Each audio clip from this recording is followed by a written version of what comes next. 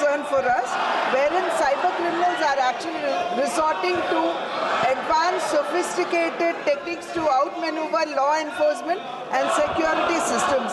Sir, a particularly alarming trend in this direction is the digital arrest scam, wherein fraudsters are impersonating as law enforcement officers and coercing public to part with large sums of money. Sir, additionally, the use of mule bank accounts has also escalated, wherein illicit money is actually seamlessly brought into the country. And techniques such as phishing, malware and even SIM cloning are also further compromising the financial security of millions of Indian citizens. Sir, my question would be, what is the government, the measures that the government is taking to curb the rising menace of digital arrest scam and the misuse of mule bank accounts to safeguard the interests of the Indian citizens from the financial fraud, sir? अध्यक्ष महोदय, digital arrest cyber crime का ही एक रूप है जिसको रोकने के लिए हमारी सरकार प्रतिबद्ध है। अपराध और अपराधियों के प्रति हमारी सरकार का जीरो टॉलरेंस नीति है। सरकार के विभिन्न विभागों और राज्य सरकारें आपस में समन्वय कर इस घटनाओं को रोकने और अपराधियों को पकड़ने में लगी हुई है। मैं इस बिंदु पर सदन को बताना चाहता हूं कि हमारी रोकथाम हेतु गठित I4C Indian cyber crime coordination centre द्वारा दूरसंचार विभाग के साथ समन्वय कर 17,000 व्हाट्सएप अकाउंट बंद कराए गए हैं, जिनका इस्तेमाल साइबर अपराधी कर रहे थे। साथ ही अन्य प्लेटफॉर्म के संदिग्ध अकाउंटों को भी बंद किया गया है। डिजिटल अरेस्ट के खिलाफ सरकार के तमाम विभागों की तरफ से व्यापक जागरूकता अभियान चलाया जा रहा है। TV, radio, social media, print media और कॉलर ट्यूनर के माध्यम से आम जनमानस को डिजिटल अरेस्ट के खिलाफ जागरूक किया जा रहा है और हम सबको पता है कि इसमें जागरूकता की बहुत आवश्यकता है।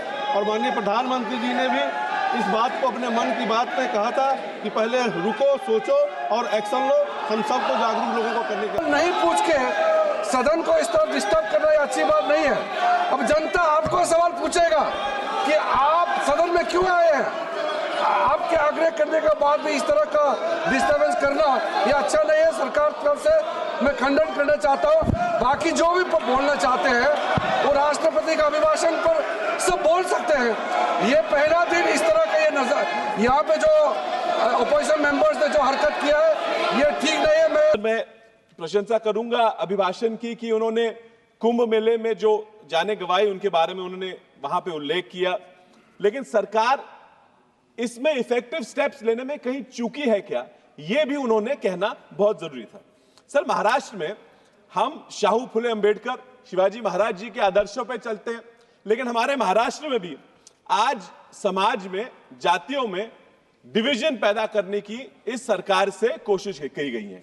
सर, मराठा आरक्षण के लिए लड़ते हैं, लेकिन इन्होंने मराठा आरक्षण की लड़ाई को मराठा विरुद्ध ओबीसी की लड़ाई बना दिया। सर, धनगर आरक्षण के लिए मैं बोलूंगा कि धनगर चाहते हैं कि उनको एसटी में आरक्षण दो, लेकिन ये धनगर आरक्षण का ये एसटी विरुद्ध धनगर ये झगड़ा लगा के ये बीजेपी की सरकार झगड़ा बढ़ाते जा रही है।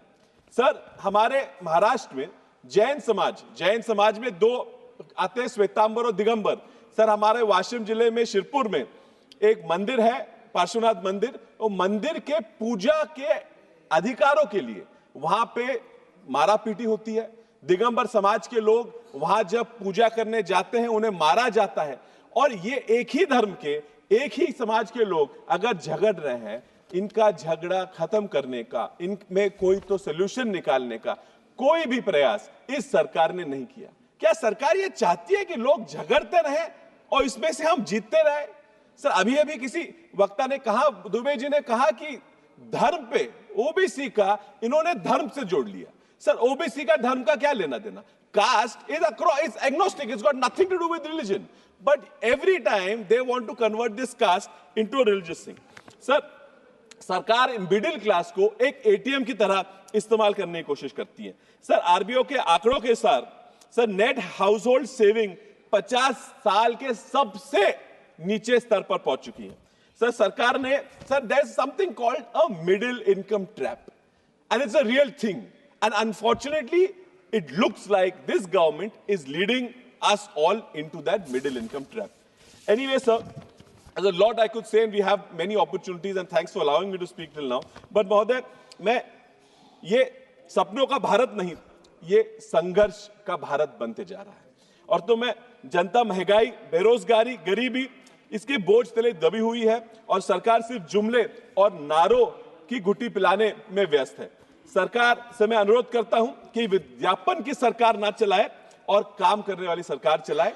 सर, मैं इतना बोल के मेरा भाषण खत्म करता हूं। जय हिंद, जय महाराष्ट्र। मैं माननीय राष्ट्रपति जी का भाषण के ऊपर धन्यवाद प्रस्ताव के समर्थन में बोलना चाहता हूं। आपने मुझे इसलिए अनुमति दिया, इसलिए मैं आपको आभार व्यक्त करता हूं।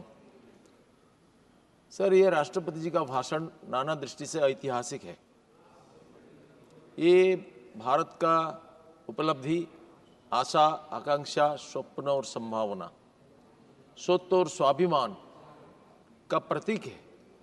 संपूर्ण राष्ट्र चेतना का झकझोर करने वाला यह भाषण ऐतिहासिक उपलब्धि से भरा है। सर, मैं इसके समर्थन में बोलना चाहता हूं। दुर्भाग्य है कि आज इतना बचपना किया हमारे अपोजिशन पार्टी का लीडर ने कि राष्ट्रपति जी, प्रधानमंत्री जी उनको मुख दर्शन नहीं करते हैं, ऐसा आरोप लगाया। क्या बकवास है सर? प्रधानमंत्री क्यों उनका मुख दर्शन करेंगे? ये तो दर्शन करने लायक नहीं है। लोकतंत्र के हत्यारा जिन्होंने संविधान को लेकर के संविधान का अपमान करते आए हैं, उनका मुख दर्शन क्यों करेंगे माननीय प्रधानमंत्री जी? देश के लिए समर्पित प्राण माननीय प्रधानमंत्री जी ऐसा लोगों का मुख दर्शन क्यों करेंगे? सर, ये 1975 में जो आज संविधान को पकड़ करके चलते हैं, वो उस खानदानी से वो विलन करते हैं जिस खानदानी ने